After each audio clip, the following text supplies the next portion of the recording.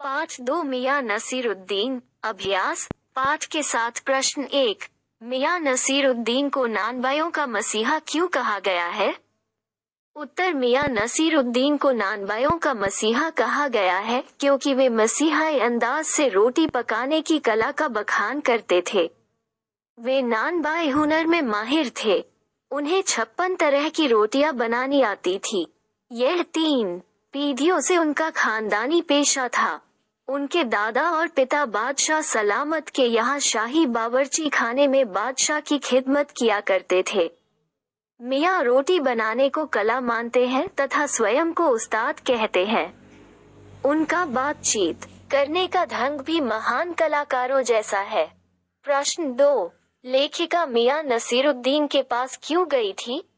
उत्तर। लेखिका मियां नसीरुद्दीन के पास इसलिए गई थी ताकि वे रोटी बनाने की कारीगरी को जाने तथा उसे लोगों को बता सके।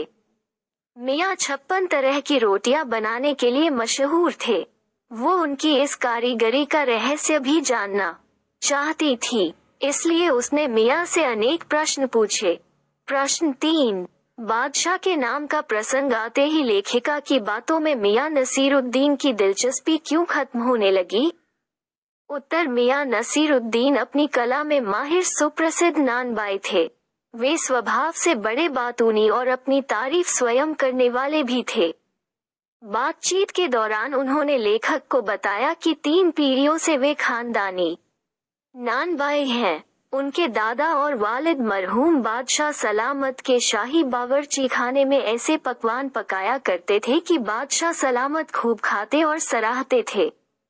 इस पर लेखिका ने उनसे बादशाह का नाम पूछा तो वे नाराज होकर बोले, क्या कीजिएगा? कोई चिट्ठी रुका भेजना है? और यह कहकर ने उखड़ गए। ऐसा जान पड़ता है कि बादशाह के विषय में वे झूठ कह रहे थे। इसी कारण रुखाई से अपने काम में लग गए। प्रश्न 4।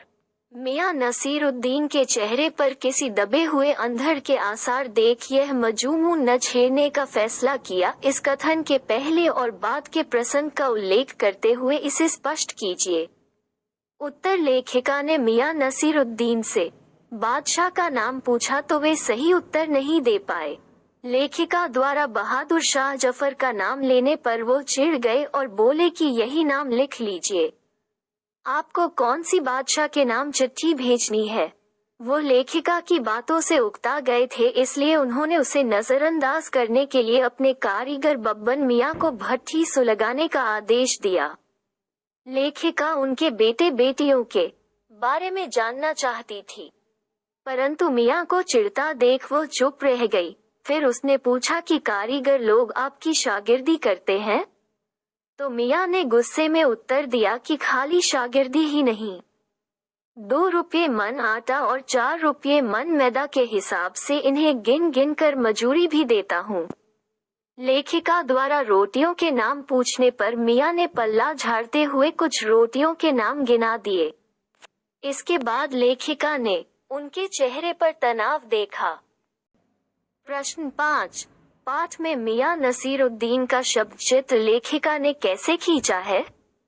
उत्तर। पाठ में मियां नसीरुद्दीन का शब्द चित्र लेखिका ने इस प्रकार खींचा है। हमने जो अंदर झांका तो पाया मियां चारपाई पर बैठे बीड़ी का मजा ले रहे हैं।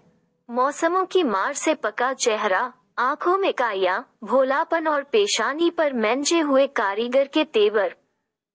पाठ के आसपास प्रश्न 1। मियां नसीरुद्दीन की कौन सी बातें आपको अच्छी लगी?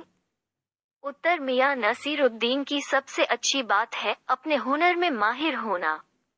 आज जब अधिकांश लोग अपने पारंपरिक पेशे को छोड़ते जा रहे हैं तो ऐसे लोग ही कला को जीवित रखते हैं। दूसरी बात जो उन्होंने कही थी कि सीख और शिक्षा क्या, काम तो करने से आता है, कर्म करने में विश्वास रखना एक बड़ी बात है। आज लोग आरामतलबी में पड़कर अपनी क्षमता खो देते हैं, पर वे बुजुर्ग होकर भी व्यस्त थे। और तीसरी बात, वे अखबार वालों से दूर ही रहना दूर पसंद करते थे। प्रश्न 2। तालीम की तालीम ही बड़ी चीज होती है। यहाँ लेखिका ने तालीम शब्द का 2 बार प्रयोग क्यों किया है? क्या आप दूसरी बार आए तालीम शब्द की जगह कोई अन्य शब्द रख सकते हैं? लिखिए। उत्तर यहाँ तालीम शब्द का 2 बार प्रयोग किया गया है। पहले, तालीम का अर्थ है शिक्षा या प्रशिक्षण। दूसरे, तालीम का अर्थ है पालन करना या आचरण करना। इसका अर्थ यह है कि जो शिक्षा पाई जाए, उसका पालन करना अधिक जरूरी है। दूसरी बार आए तालीम की जगह हम पालन शब्द भी लिख सकते हैं। प्रश्न 3, मियां नसीरुद्दीन तीसरी पीढ़ी के हैं जिसने अपने खानदानी व्यवसाय को अपनाया। वर्तमान समय में प्रायः लोग अपने पारंपरिक व्यवसाय को नहीं अपना रहे हैं।